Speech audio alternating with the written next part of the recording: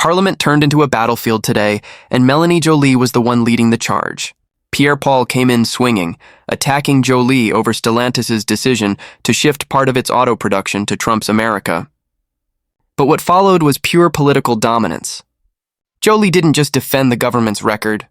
She obliterated Poilievre's argument point by point, exposing his desperation and hypocrisy. By the end, the entire chamber knew one thing. You don't mess with Mélanie Joly when Canada's workers are on the line. 3,000 auto workers in Brampton learned that the Prime Minister had sold them out and failed them in negotiations with the United States of America.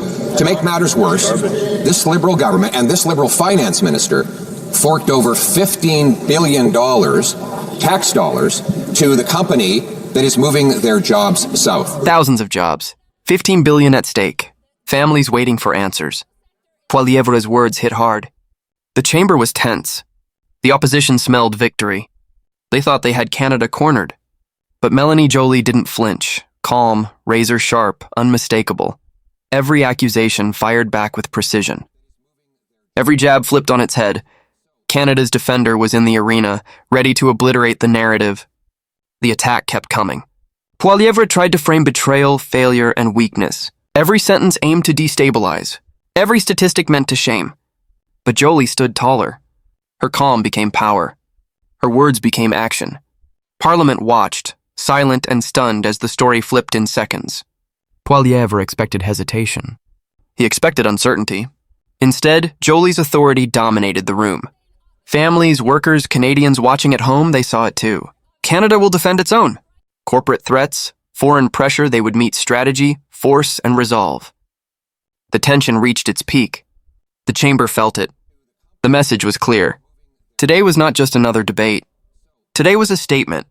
A declaration that Canada's workers are sacred, that Canada is sovereign, that no attack, no matter how loud or aggressive, could shake its defenders. You don't mess with Mélanie Joly when Canada's workers are on the line. The opposition pressed harder.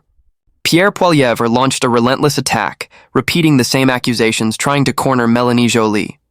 Jobs were leaving Canada. Taxpayer dollars were wasted. Failure was painted as inevitable. The chamber buzzed with tension. Every eye followed the exchange. Every word carried weight, but Joly was unshaken. Calm and precise, she stepped into the storm with authority. Every claim from the opposition was met with facts, every accusation dismantled with logic. She reminded Parliament that Canada doesn't bend to threats. Every deal Canada signs has teeth, and Stellantis would be held accountable. Mr. Speaker, of course, what Stellantis announced for the Brampton plant last week was completely unacceptable. And Stellantis has made solemn commitments to this government and to their workers, and they need to honor their commitments. And that's why we will hold them to account. Poilievre expected hesitation. He expected uncertainty. Instead, Joly's calm became dominance. Her message was razor-sharp. Her authority unmistakable. She exposed the weakness in his attack and flipped the narrative. Canada was no victim. Canada was in control. Families, workers, and Canadians watching at home felt the shift. The opposition's posturing crumbled under Joly's precision. Every jab they threw was returned with strategy. Every accusation was turned into a demonstration of government accountability. She painted a picture of strength.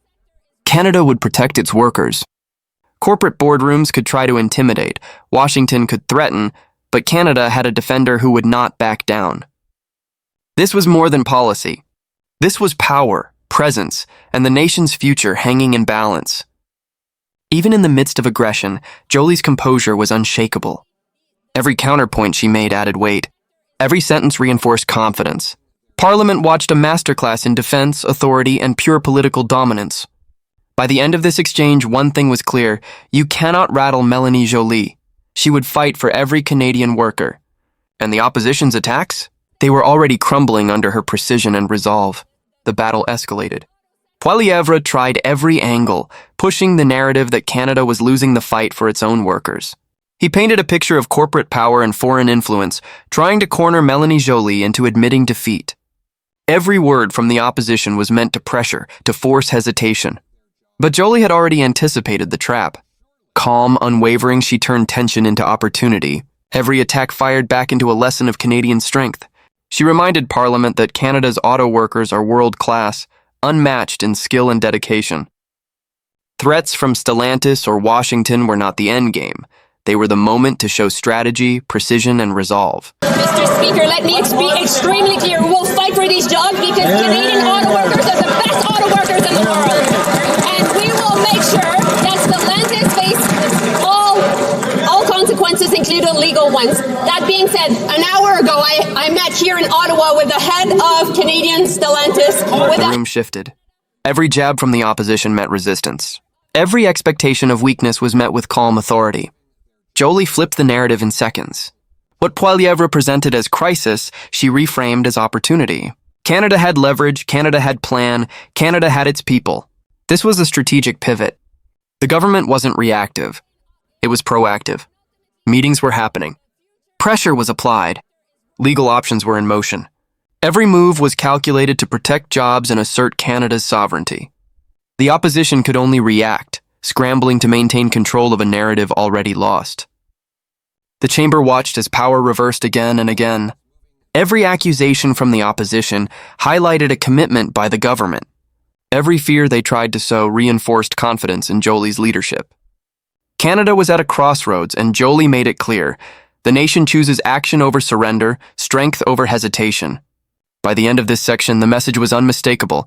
Canada isn't waiting for the outcome of foreign threats. Canada is shaping its own future. Stellantis, corporate boardrooms, and even Washington's games would meet a country ready to fight strategically, decisively, and unapologetically for its workers. The opposition tried one last time to corner her.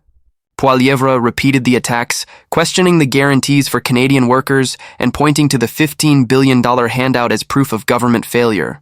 He expected hesitation. He expected doubt. He expected Joly to falter.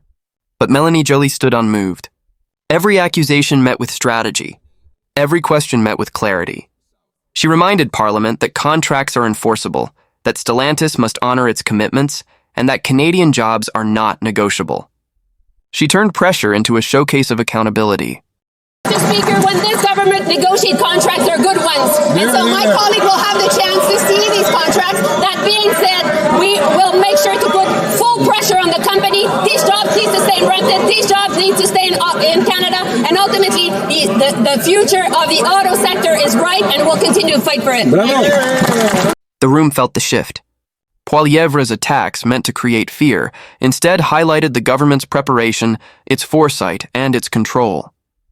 Every threat of lost jobs became an opportunity to show that Canada can defend its workers and assert its industrial sovereignty. Joly's strategy was clear: pressure the company, enforce commitments, and safeguard Canadian jobs. Corporate boardrooms may try to intimidate. Foreign powers may attempt leverage, but Canada's response was firm, precise, and unapologetic. The opposition could only watch as the nation's defender turned their arguments into evidence of strength. This was more than a debate. It was a roadmap for Canada's industrial future. Jobs stayed in Brampton. Innovation stayed in Canada. Electric vehicles, green tech, batteries. The next generation of Canadian industry would be built at home, not dictated from abroad. Poilievre's narrative of weakness crumbled under Joly's unwavering resolve. Canada's opportunity was now visible to all. Strategy, planning, and leadership could protect workers, boost innovation, and assert sovereignty. Every attack highlighted what could be achieved when a government stands by its people, rather than bending to external pressure. The moral was clear: Canada must lead, not follow. Strength must be shown, and the nation's workers must always come first. The final attack came. Poilievre tried to push the narrative that Canada was being outmaneuvered. He pointed to tariffs, foreign incentives, and threats from across the border. He wanted hesitation. He wanted doubt. But Mélanie Joly didn't blink. Every attempt to rattle her became an opportunity to show Canadian strength.